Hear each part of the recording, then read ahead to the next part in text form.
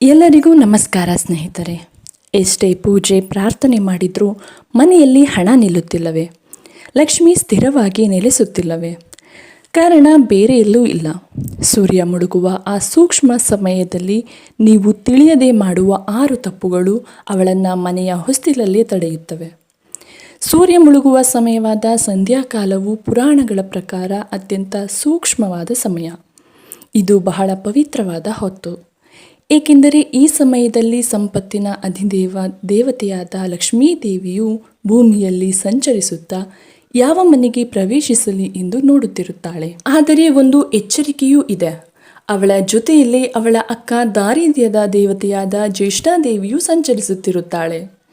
ಲಕ್ಷ್ಮಿಗೆ ಶಾಂತಿ, ಸುದ್ದಿ ಹಾಗೂ ಬೆಳಕು ಇಷ್ಟವಾದರೆ ಜ್ಯೇಷ್ಠಾದೇವಿಗೆ ಕತ್ತಲು, ಸೋಮಾರಿತನ ಮತ್ತು ಜಗಳವೆಂದರೆ ಪರಮ ಪ್ರೀತಿ. ಸಂಧ್ಯಾಕಾಲದಲ್ಲಿ ನಾವು ತಿಳಿಯದೆ ಮಾಡುವ ಕೆಲವು ಸಣ್ಣ ತಪ್ಪುಗಳು ಲಕ್ಷ್ಮೀ ದೇವಿಯನ್ನು ಮನೆಗೆ ಬರದಂತೆ ತಡೆದು ಜ್ಯೇಷ್ಠಾದೇವಿಗೆ ಸ್ವಾಗತ ನೀಡಿದಂತೆ ಆಗುತ್ತದೆ. ಈ ಸತ್ಯ 99% ಜನರಿಗೆ ತಿಳಿದಿರುವುದಿಲ್ಲ. ವಿಡಿಯೋವನ್ನು ಪೂರ್ತಿ ನೋಡಿ, ಏಕೆಂದರೆ ಅಪೂರ್ಣ ಜ್ಞಾನವು ಅಪಾಯಕಾರಿ. ಆ 6 ಪ್ರಮುಖ ತಪ್ಪುಗಳು ಯಾವುವು ಮತ್ತು ಒಂದು ವೇಳೆ ಆ ತಪ್ಪುಗಳನ್ನು ಮಾಡಿದ್ದರೆ ಅದಕ್ಕೆ ಇರುವ ಸರಳ ಪರಿಹಾರಗಳೇನು ಎಂಬುದನ್ನು ಈ ವಿಡಿಯೋದಲ್ಲಿ ತಿಳಿದುಕೊಳ್ಳೋಣ. ಅದಕ್ಕೂ ಮೊದಲು ಆ ಭಗವಂತನ ಸ್ಮರಣೆಯನ್ನು ಮಾಡುತ್ತಾ ದಯವಿಟ್ಟು ಕಾಮೆಂಟ್ ಬಾಕ್ಸ್ನಲ್ಲಿ ಓಂ ಲಕ್ಷ್ಮೀ ನಾರಾಯಣಾಯ ನಮಃ ಎಂದು ಕಮೆಂಟ್ ಮಾಡಿ. 1. ಗುಡಿಸುವುದು ಮತ್ತು ಕಸವನ್ನು ಹೊರಹಾಕುವುದು. ನಾವೆಲ್ಲರೂ ಮಾಡುವ ತಪ್ಪು ಏನೆಂದರೆ ಅದು ಆಫೀಸಿನಿಂದ ಸಂಜೆ ಮನೆಗೆ ಬಂದ ತಕ್ಷಣ ಮನೆ ಅಸ್ತವ್ಯಸ್ತವಾಗಿ ಕಂಡರೆ ಪೊರಕೆ ಹಿಡಿದು ಮನೆಯನ್ನು ಗುಡಿಸುತ್ತೇವೆ ಮತ್ತು ಆ ಕಸವನ್ನು ಹೊರಗೆ ಹಾಕುತ್ತೇವೆ. ಆದರೆ ಶಾಸ್ತ್ರಗಳ ಪ್ರಕಾರ ಸಂಜೆ ಹೊತ್ತು ಗುಡಿಸುವುದು ಮನೆಯಲ್ಲಿರುವ ಧನಾತ್ಮಕ ಶಕ್ತಿ ಮತ್ತು ಸಂಪತ್ತನ್ನು ಹೊರಗೆ ತಳ್ಳಿದಂತೆ.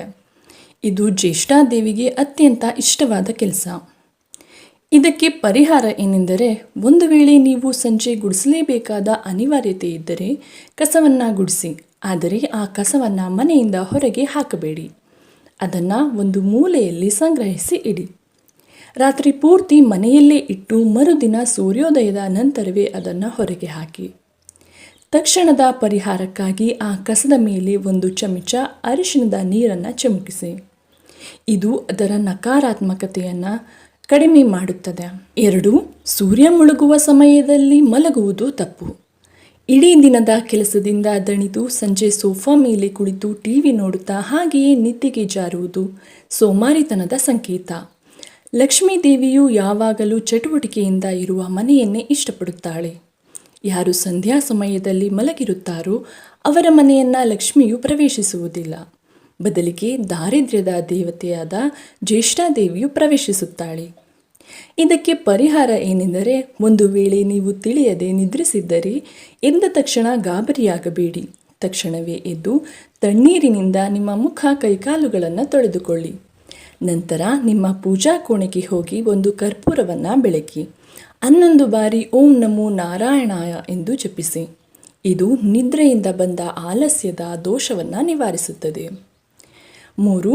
ಹಣ, ಹಾಲು, ಮೊಸರು ಅಥವಾ ಉಪ್ಪು ಇವುಗಳನ್ನು ಕೊಡುವುದು ತಪ್ಪು. ಸಂಜೆ ಹೊತ್ತು ನಿಮ್ಮ ನೆರೆಯವರು ಒಂದು ಸ್ವಲ್ಪ ಮೊಸರು ಇದೆಯಾ ಅಥವಾ ಒಂದು ಸ್ವಲ್ಪ ಹಣ ಕೊಡಿ ಎಂದು ಕೇಳಬಹುದು. ಆಗ ನಮಗೆ ಇಲ್ಲ ಎಂದು ಹೇಳಲು ಮುಜುಗರವಾಗಿ ಕೊಟ್ಟು ಬಿಡುತ್ತೇವೆ.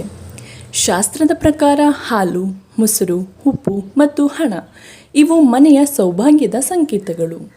ಸೂರ್ಯ ಮುಳುಗಿದ ನಂತರ ಇವುಗಳನ್ನು ಮನೆಯ ಹೊಸ್ತಿಲನ್ನು ದಾಟಿಸುವುದು ನಿಮ್ಮ ಸೌಭಾಗ್ಯವನ್ನು ಮತ್ತು ಲಕ್ಷ್ಮಿಯನ್ನು ನೀವೇ ಸ್ವತಃ ಬೇರೆಯವರಿಗೆ ಕೊಟ್ಟಂತೆ.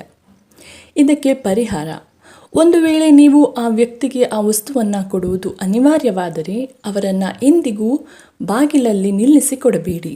ಮೊದಲು ಅವರನ್ನು ಮನೆಯ ಒಳಗೆ ಕರೆಯಿರಿ. 1 ನಿಮಿಷ ಕುಳಿತುಕೊಳ್ಳಲು ಹೇಳಿ. ಅವರು ಮನೆಯ ಒಳಗೆ ಕುಳಿತ ನಂತರವೇ ಆ ವಸ್ತುವನ್ನು ಕೊಡಿ. ಹೀಗೆ ಮಾಡುವುದರಿಂದ ದೋಷವು ಕಡಿಮೆಯಾಗುತ್ತದೆ. 4. ಉಗುರು ಅಥವಾ ಕೂದಲನ್ನು ಕತ್ತರಿಸುವುದು.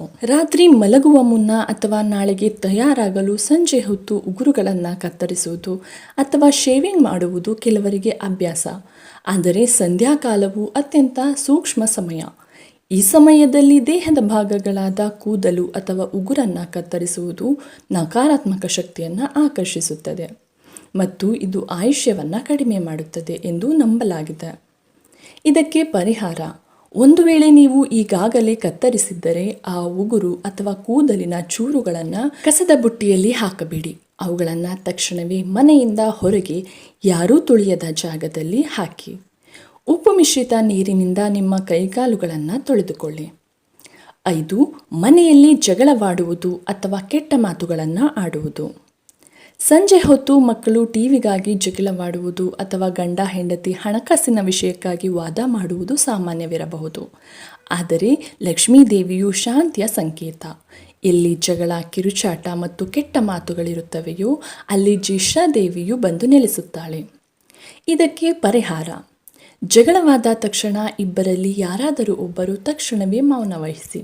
ನಂತರ ಮನೆಯಲ್ಲಿ 1 ಗಂಟೆ ಕಾಲ ಜೋರಾಗಿ ವಿಷ್ಣು ಸಹಸ್ರನಾಮ ಅಥವಾ ಯಾವುದೇ ದೈವಿಕ ಮಂತ್ರವನ್ನು ಮೊಬೈಲ್ನಲ್ಲೇ ಪ್ಲೇ ಮಾಡಿ. ಆ ಶಬ್ದ ತರಂಗಗಳು ಜಗಳದಿಂದ ಸೃಷ್ಟಿಯಾದ ನಕಾರಾತ್ಮಕ ಶಕ್ತಿಯನ್ನು ಒಡೆದು ಹಾಕುತ್ತವೆ. 6 ಮತ್ತು ಅತಿ ಮುಖ್ಯವಾದ ತಪ್ಪು: ಕತ್ತಲಿನಲ್ಲಿರುವುದು ಮತ್ತು ದೀಪ ಹಚ್ಚದೇ ಇರುವುದು. ಸೂರ್ಯ ಮುಳುಗಿದ್ದರೂ ಕರೆಂಟ್ ಬಿಲ್ ಉಳಿಯುತ್ತದೆ ಎಂದು ಲೈಟ್ ಹಾಕದೆ ಕೇವಲ ಟಿವಿಯ ಬೆಳಕಿನಲ್ಲೇ ಕುಳಿತಿರುವುದು. ಸಂಧ್ಯಾಕಾಲದಲ್ಲಿ ಕತ್ತಲು ಆವರಿಸಿದಾಗ ನಕಾರಾತ್ಮಕ ಶಕ್ತಿಗಳು ಮತ್ತು ಜ್ಯೇಷ್ಠಾದೇವಿಯು ಸುಲಭವಾಗಿ ಮನೆಯನ್ನು ಪ್ರವೇಶಿಸುತ್ತಾಳೆ. ಸಂಜೆ ದೀಪ ಹಚ್ಚುವುದು ಎಂದರೆ ತಾಯಿ ಲಕ್ಷ್ಮಿಯನ್ನು ಒಳಗೆ ಬಾ ಎಂದು ಅವಳಿಗೆ ದಾರಿ ತೋರಿಸಿದಂತೆ. ಇದಕ್ಕೆ ಪರಿಹಾರ: ಒಂದು ವೇಳೆ ನಿಮಗೆ ದೀಪ ಹಚ್ಚಲು ಮರೆತು ಹೋದರೆ ಎಷ್ಟೇ ತಡವಾಗಿದ್ದರೂ ಪರವಾಗಿಲ್ಲ, ತಕ್ಷಣ ಎದ್ದು ಮೊದಲು ಮನೆಯ ಎಲ್ಲ ಲೈಟ್ಗಳನ್ನು ಆನ್ ಮಾಡಿ. ನಂತರ ಪೂಜಾ ಕೋಣೆಯಲ್ಲಿ ಒಂದು ತುಪ್ಪದ ದೀಪವನ್ನು ಹಚ್ಚಿ. ಆ ದೀಪವನ್ನು ಹಿಡಿದು ಮನೆಯ ಪ್ರತಿಯೊಂದು ಮೂಲೆಗೂ ವಿಶೇಷವಾಗಿ ಮುಖ್ಯ ಬಾಗಿಲಿಗೆ ತೋರಿಸಿ.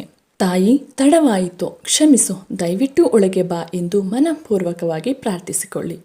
ಈ 6 ತಪ್ಪುಗಳು ನೋಡಲು ಅತ್ಯಂತ ಸರಳವಾಗಿ ಕಾಣಬಹುದು, ಆದರೆ ಇದೇ ಸಣ್ಣ ತಪ್ಪುಗಳು ನಮ್ಮ ಮನೆಗೆ ದಾರಿದ್ರ್ಯದ ದೇವತೆಯನ್ನು ಆಹ್ವಾನಿಸಿ ಮಹಾಲಕ್ಷ್ಮಿಯನ್ನು ತಡೆಯುತ್ತಿವೆ. ಇಂದಿನಿಂದಲೇ ಈ ತಪ್ಪುಗಳನ್ನು ಸರಿಪಡಿಸಿಕೊಳ್ಳಲು ಪ್ರಯತ್ನಿಸಿ. ಹೀಗೆ ಮಾಡಿದಾಗ ಜ್ಯೇಷ್ಠಾದೇವಿಯು ಎಂದಿಗೂ ನಿಮ್ಮ ಮನೆಯನ್ನು ಪ್ರವೇಶಿಸಲಾರಳು ಮತ್ತು ಮಹಾಲಕ್ಷ್ಮಿಯು ಖಂಡಿತವಾಗಿಯೂ ನಿಮ್ಮ ಮನೆಯೊಳಗೆ ಪ್ರವೇಶಿಸಿ ಸ್ಥಿರವಾಗಿ ನೆಲೆಸುತ್ತಾಳೆ. ಹೀಗೆ ನಿಮ್ಮ ಮನೆಗೆ ಬಂದ ಮಹಾಲಕ್ಷ್ಮಿಯನ್ನು ಶಾಶ್ವತವಾಗಿ ಸ್ಥಿರಗೊಳಿಸಲು ಒಂದು ಸರಳವಾದ ಆಧ್ಯಾತ್ಮಿಕ ಉಪಾಯವಿದೆ. ನಿಮ್ಮ ಪೂಜಾ ಕೋಣೆಯಲ್ಲಿ ಲಕ್ಷ್ಮೀ ದೇವಿಯ ಮೂರ್ತಿಯನ್ನು ವಿಶೇಷವಾದ ಅಕ್ಷಯ ಪಾತ್ರೆಯ ವಿನ್ಯಾಸವಿರುವ ಪೀಠದ ಮೇಲೆ ಸ್ಥಾಪಿಸಿ. ಹೇಗೆ ಅಕ್ಷಯ ಪಾತ್ರೆಯು ಪಾಂಡವರಿಗೆ ಎಂದಿಗೂ ಮುಗಿಯದ ಅನ್ನವನ್ನು ನೀಡಿತೋ ಹಾಗೆಯೇ ಈ ಪೀಠದ ಮೇಲೆ ಕುಳಿತ ಲಕ್ಷ್ಮೀ ದೇವಿಯು ನಿಮ್ಮ ಮನೆಗೆ ಎಂದಿಗೂ ಬರಿದಾಗದ ಅದೃಷ್ಟ, ಸಂಪತ್ತು ಮತ್ತು ಹಣದ ಹರಿವನ್ನು ಕರುಣಿಸುತ್ತಾಳೆ. ಇದು ನಿಮ್ಮ ಸೌಭಾಗ್ಯವನ್ನು ಅಕ್ಷಯವಾಗಿಸುತ್ತದೆ. ಸ್ನೇಹಿತರೆ, ಈ ಮಾಹಿತಿ ನಿಮಗೆ ಇಷ್ಟವಾಗಿದ್ದರೆ ದಯವಿಟ್ಟು ವಿಡಿಯೋಗೆ ಒಂದು ಲೈಕ್ ಮಾಡಿ, ಹಾಗೆ ನಿಮ್ಮ ಸ್ನೇಹಿತರಿಗೆ ಶೇರ್ ಮಾಡಿ. ಎಲ್ಲರಿಗೂ ಧನ್ಯವಾದಗಳು.